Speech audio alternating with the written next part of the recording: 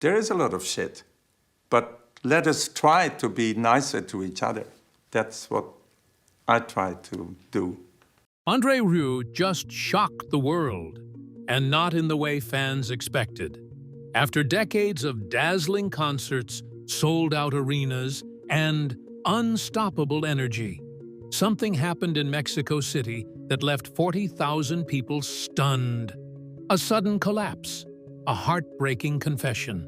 And now, whispers of retirement, secret family shifts, and the fate of his empire hang in the air. Is this the end of Andre Rieu as we know him?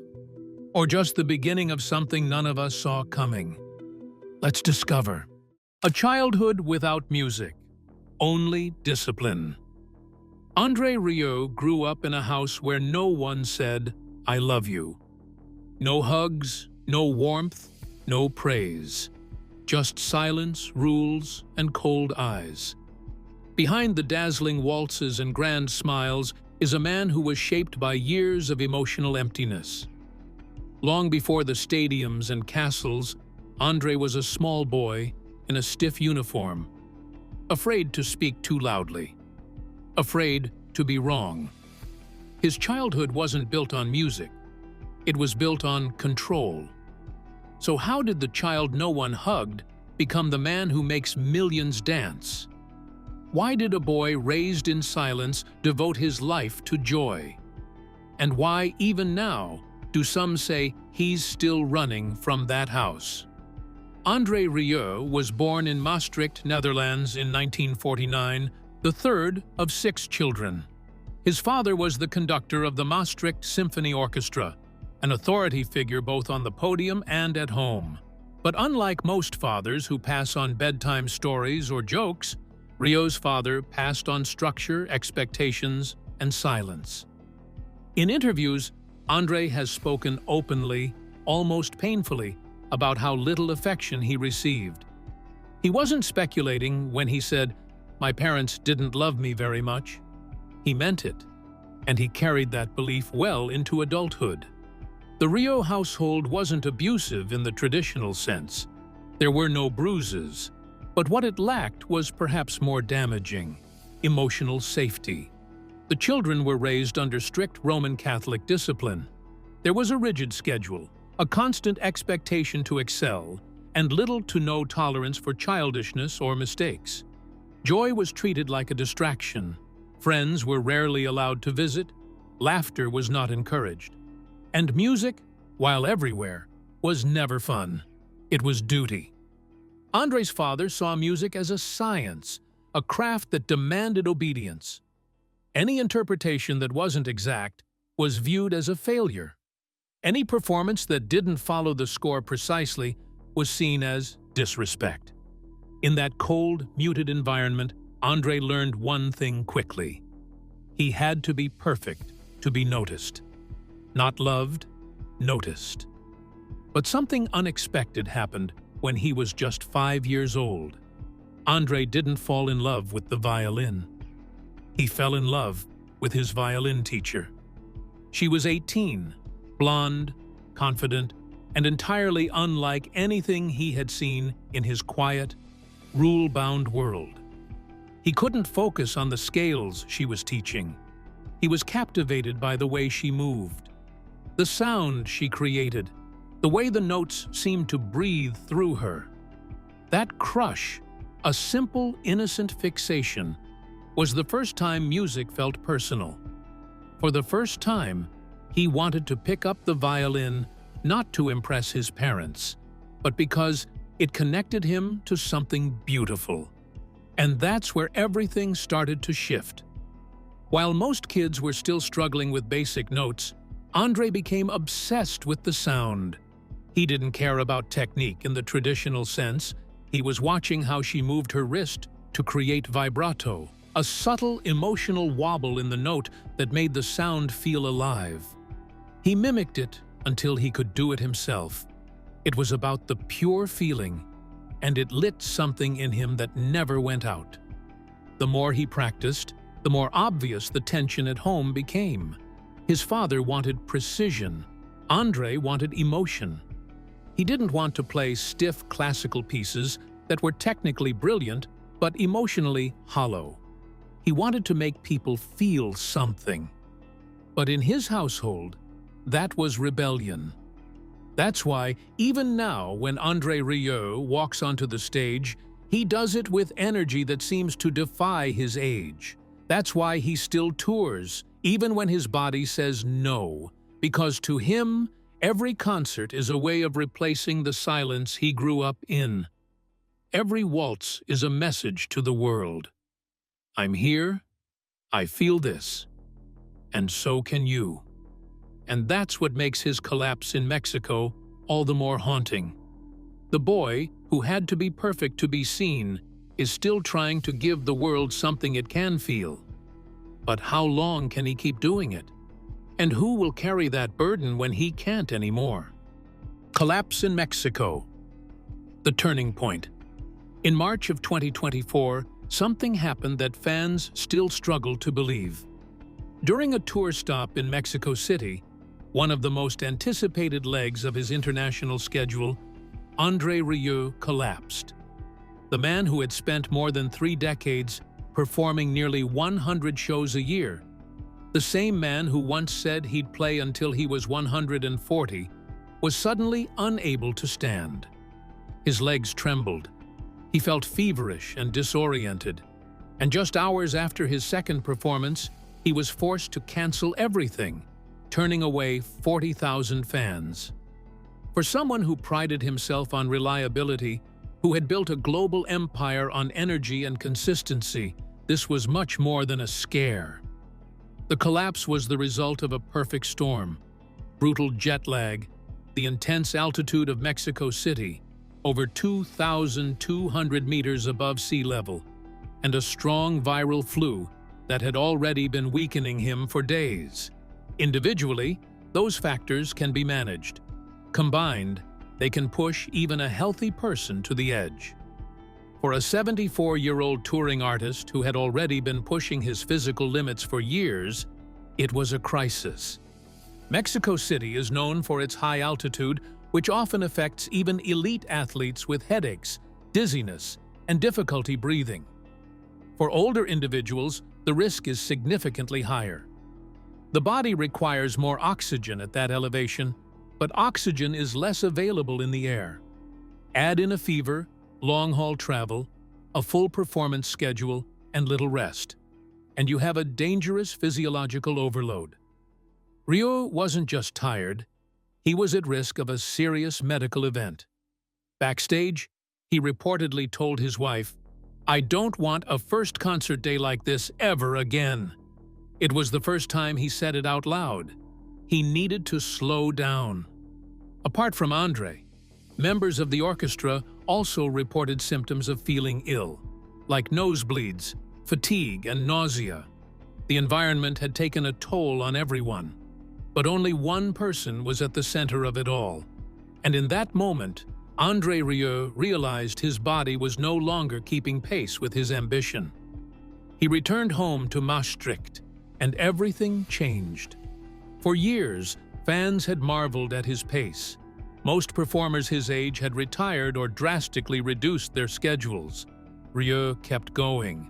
90 to 100 concerts per year, international travel, stadium setups requiring teams of over 100 workers, a full-scale mobile replica of Vienna's Schönbrunn Palace as a touring backdrop, interviews, rehearsals, fan meet and greets, sound checks, coordination meetings, all stacked into his calendar with military precision.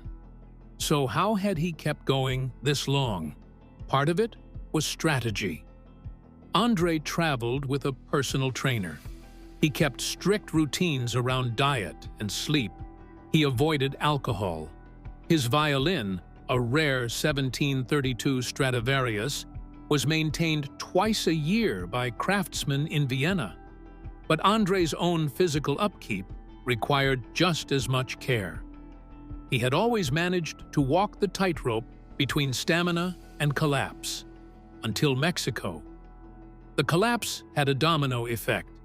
His son, Pierre, who had been managing logistics for years, stepped into a new role. Not just the business lead, but the buffer between his father and the unsustainable demands of the stage. Tours were immediately restructured. Long-haul flights were cut. Show clusters were spread out. The possibility of returning to North America, Asia, or Latin America again was shelved. For now, Europe would be enough. The shift didn't go unnoticed, and fans began speculating online. Was Rieu stepping down gradually? Would Pierre take over the orchestra? Was a final concert being planned in Maastricht? There were no formal announcements, but the tone around the Rieu camp changed. Some fans expressed disappointment, others concern, but many understood. For decades, Andre had given everything, his health, his voice, his energy, to create not just music, but experience.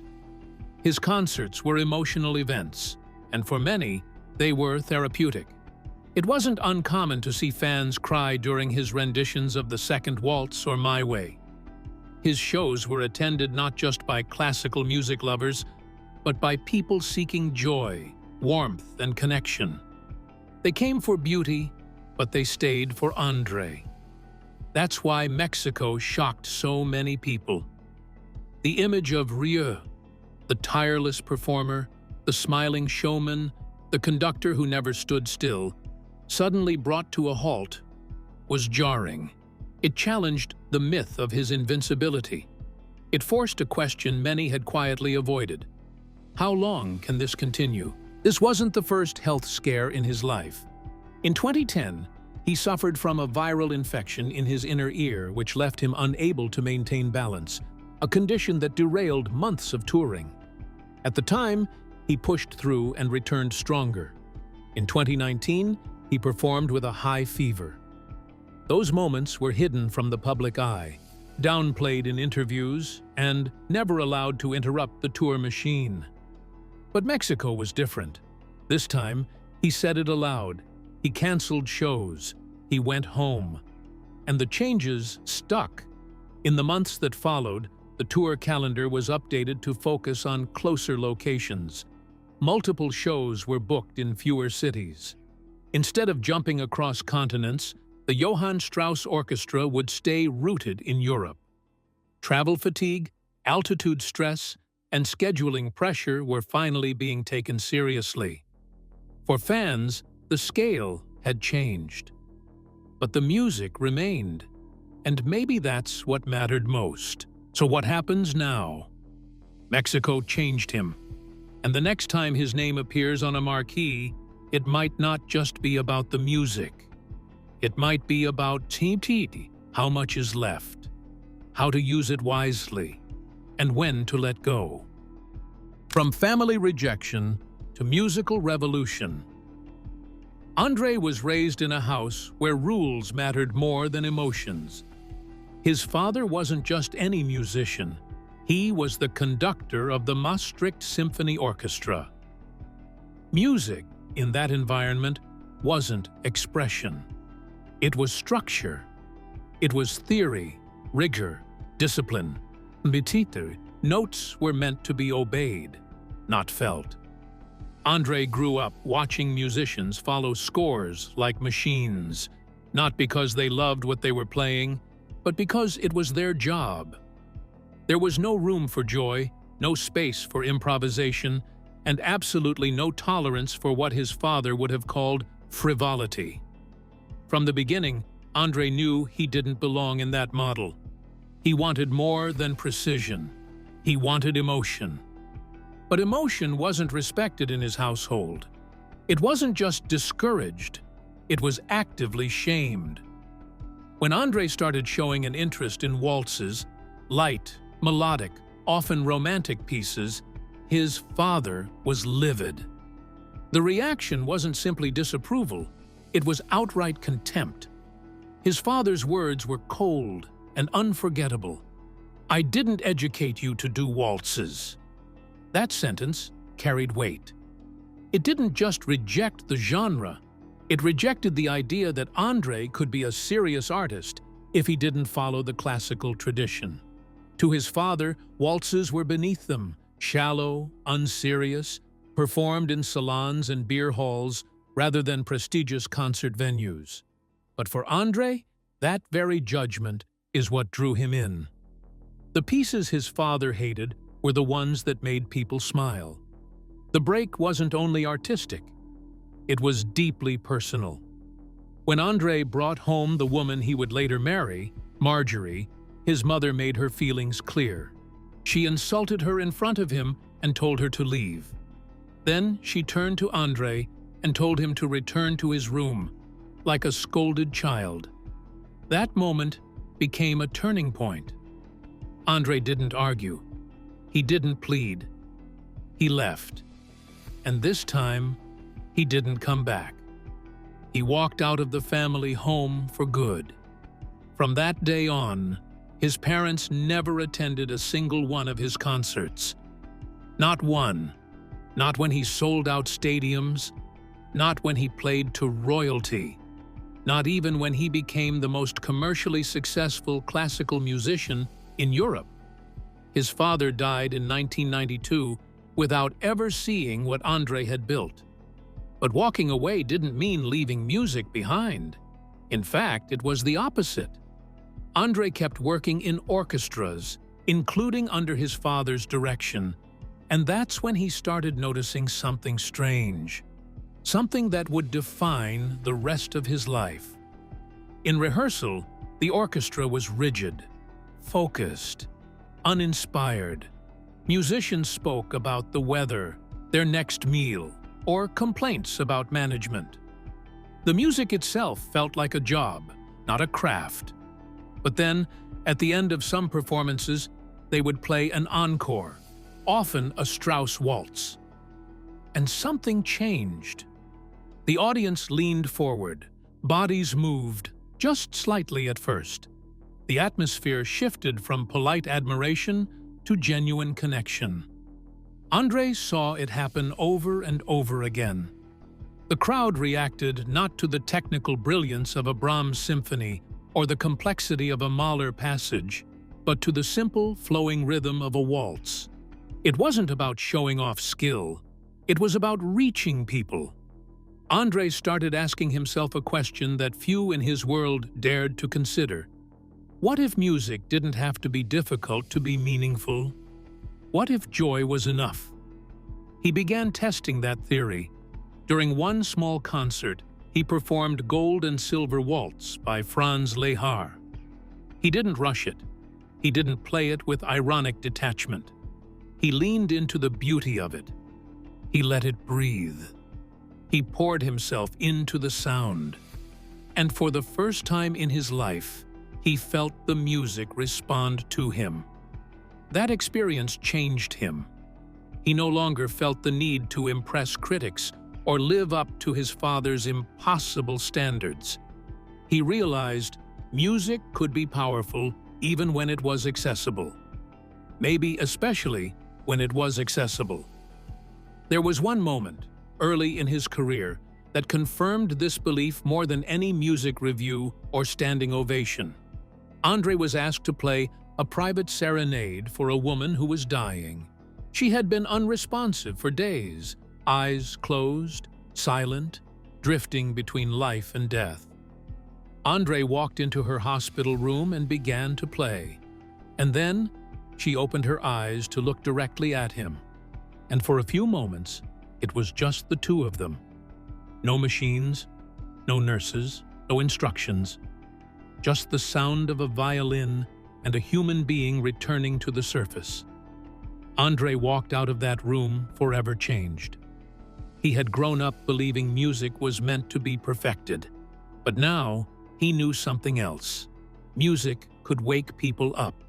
It could remind someone that they were still alive. That idea would become the foundation for his entire career. He didn't need anyone's permission anymore. Not his father's, not the critics, not the institutions that treated him like an outsider. He wanted to create music that moved people, not confused them. He didn't want to be a genius. He wanted to be a connection. He began assembling his own group of musicians, players who could smile, who could move, who could feel. The classical world didn't know what to do with him. He wasn't revolutionary in the way they wanted. Instead, he focused on melody, on emotion, on making people leave the concert hall happier than when they entered. And in that world, where complexity often equals credibility, that was seen as a threat. But Andre didn't care. He had already walked away from the people whose approval mattered most. He had survived being ignored by his own parents. No critic could say anything harsher than what he had already lived through. And the irony? The man who was told that waltzes weren't serious enough would go on to make them the most widely loved pieces in modern classical performance. The birth of the Johann Strauss Orchestra. By 1987, Andre Rieu had spent nearly a decade leading a modest salon orchestra in Maastricht. They played in town halls, border towns, and at local weddings. Their music was elegant, but the setup was simple. At most, a dozen or so musicians performed classical pieces and forgotten waltzes for small crowds. It was fulfilling in some ways. Rieu was doing what he loved, but there was a limit. He could feel it. The scale didn't fit the vision. For most artists in his position, staying the course would have made sense. He had a solid reputation in the Netherlands, a growing fan base, and a reliable lineup of shows. But Andre wasn't interested in safety. What he had in mind required risk: financial, professional, and reputational. So in January of 1988, he stepped away from everything familiar and launched something that made the classical music establishment uncomfortable from the very beginning: the Johann Strauss Orchestra. At the time, it was just 12 musicians. No grand tour buses, no stage designers, no castles on wheels. They wore colorful outfits instead of standard black concert dress. They smiled. They moved. And they played music that made people want to move too. Andre deliberately designed the orchestra to break the conventions that had suffocated classical performance for decades. He incorporated folk tunes, humor, improvisation, theatrical lighting, and stage banter. Critics were appalled. In academic and professional circles, Rieu's orchestra was dismissed as a novelty act. Some called it vulgar. Others accused him of pandering to audiences with simplified arrangements and exaggerated emotion. To them, it looked like he was cheapening the art form. There were accusations of musical populism, a phrase often used to suggest that making something accessible automatically makes it shallow. But while the critics were writing, audiences were clapping. People were laughing, singing along, and in some cases, dancing in the aisles. The Johann Strauss Orchestra was less an ensemble and more an invitation to participate, to feel, to remember that music didn't have to be cold to be important. Still, even with a loyal following, the movement was relatively underground in its first few years. The major turning point came in May of 1995, when the Champions League final between Ajax and Bayern Munich was held in Vienna. The stadium was packed with over 50,000 football fans. Millions more were watching from home. It was a major sports event, fast-paced, high stakes, loud. At halftime, something unexpected happened. Andre Rieu and his Johann Strauss Orchestra walked onto the pitch and began playing Waltz No. 2 by Dmitri Shostakovich. At first, there was confusion.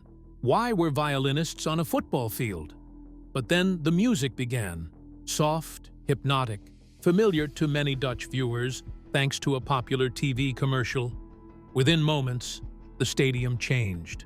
The crowd, full of people who probably hadn't attended a classical concert in their lives, began swaying, humming, tapping their feet. And then, something extraordinary happened. 50,000 people started moving in rhythm to the music. This was a shockwave. The halftime show was broadcast across Europe to an estimated 300 million viewers, challenging their assumption that classical music had no place outside concert halls and academic institutions. And more importantly, it proved that Rieu's approach could reach people on an emotional level in places where traditional orchestras had never even tried. In the weeks that followed, Rieu's album Strauss & Co., which had already been on the market for some time, exploded in popularity. Within months, it sold over 200,000 copies, eventually becoming the best-selling Dutch album of the decade. In the Netherlands, it dominated the charts for 19 consecutive weeks.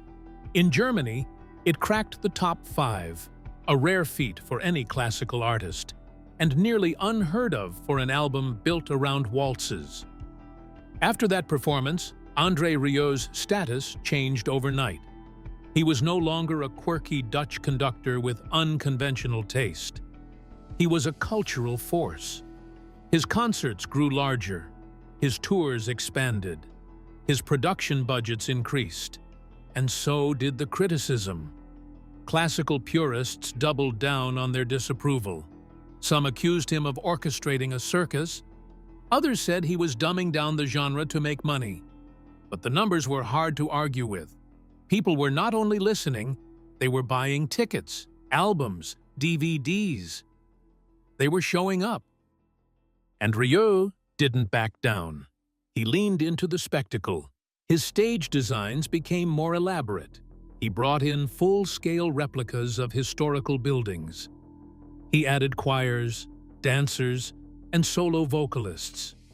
But at the heart of it all, the music remained familiar, melodic, emotional, and often built around the same Strauss waltzes that had once embarrassed him in his father's house. The quiet kindness behind the curtain. In 2016, something happened that shook Andre Rieu's world in a way no review or financial crisis ever had. During a UK Christmas tour, while the orchestra was staying overnight in Leeds, longtime trombonist Rudy Merckx died in his sleep of sudden cardiac arrest. He had been with Andre for over 20 years. His wife, also a violinist in the orchestra, had been by his side the entire time, on stage and off. They had 2 children waiting for them back in the Netherlands. The news came without warning, without time to process, and without a chance to say goodbye. Andre didn't hesitate. That night's show in Nottingham was cancelled. Then the next one, and then the rest of the tour, London, Birmingham, Manchester, Glasgow, all gone from the calendar. For a man who built his reputation on reliability and never missing a performance, this was a rare move. But Rieu had always said the orchestra was a family, and now that statement was being tested. He shut everything down, not for the press or public image, but because he was grieving. His musicians were grieving, and performing through that would have been unthinkable. Merckx was flown back to the Netherlands, where he died 5 days later. The loss remained heavy and affected the tone of their following concerts. And it wasn't the only time Andre revealed who he really was behind the curtain. In 2019, a small Dutch music group made up of mentally disabled musicians suffered a devastating theft. Every single one of their instruments was stolen. For most, this kind of loss would have ended their ability to perform. Replacing even a basic set of instruments requires thousands of euros. The group was devastated. Then, quietly, without any formal announcement or press release, Andre stepped in. He read about the incident in a local newspaper and immediately offered to replace the stolen instruments. The value of the donation was estimated at 20,000 euros. There were no cameras, no staged handovers. The only reason anyone knew he had done it was because the group posted about it later, thanking him for his kindness. For them, it meant the continuation of their passion, For Andre, it was simply the right thing to do. A similar impulse guided him when he responded to another loss, this time not personal, but cultural. In April of 2019, the Notre Dame Cathedral in Paris caught fire. The spire collapsed. Centuries-old wooden beams turned to ash. People around the world watched in horror as one of the most iconic buildings in Europe burned on live television. Donations poured in from corporations and celebrities, but Andre's response was different. He offered 700 tons of steel from his own tour infrastructure to help with the reconstruction. These were materials from his elaborate stage productions, beams, platforms, scaffolding, repurposed for a cause that had nothing to do with entertainment. Again, he didn't announce it with fanfare. He had seen something sacred reduced to rubble, and he wanted to help put it back together. Why does someone who lives in palaces of music concern himself with these quieter acts of kindness? To understand that, you have to look beyond the stage. Andre's life has been shaped by a complicated relationship with family, love, and validation. One of the most striking personal choices he ever made was to skip his own father's funeral. That decision says more than any interview or memoir could. His father, the respected conductor who once dismissed Andre's passion for waltzes as childish nonsense, died in 1992. By then, Andre was already well on his way to becoming a phenomenon. But he didn't go to the funeral. It wasn't out of spite. It was a kind of closure. The relationship had ended long before the man had. Instead of mourning publicly, Andre poured himself deeper into music. Not for approval, not to prove a point, but to keep himself grounded. He has said in multiple interviews that music became a form of healing for him, a space where he could work through the emotional silence he inherited as a child. And that relationship with music is most visible in how he treats his violin. Andre Rieu plays a rare 1732 Stradivarius. To most people, that name just sounds expensive. But to musicians, it's almost mythical. Stradivarius violins are handmade instruments from Cremona, Italy, crafted by Antonio Stradivari. Fewer than 600 of them exist today. Their tonal quality is unmatched. Owning one is a privilege. Playing one, even more so. But for Andre, the Stradivarius isn't a symbol of wealth. It's something closer to a second voice. Twice a year, without fail, he sends the violin to Vienna. There, a specialist carefully disassembles it, inspects the joints, touches up the varnish, and restores the wood. The process is detailed and time-consuming. Some parts of the violin are so fragile that even small changes in humidity can affect the sound. But Andre insists on it. Because the violin, for him, isn't just a tool. It's the one thing in his life that has always spoken when words failed. In a way, it's the closest thing he has to a diary. These acts, the silent donations, the careful maintenance, the skipped funeral, the cancelled concerts, don't come with applause. They don't trend online, but they reveal the side of Andre Rieu that no stage lighting can capture. A man who is deeply private, fiercely loyal, and guided by something more durable than fame. A sense of responsibility. For all the spectacle that surrounds him, Andre Rieu has never chased celebrity.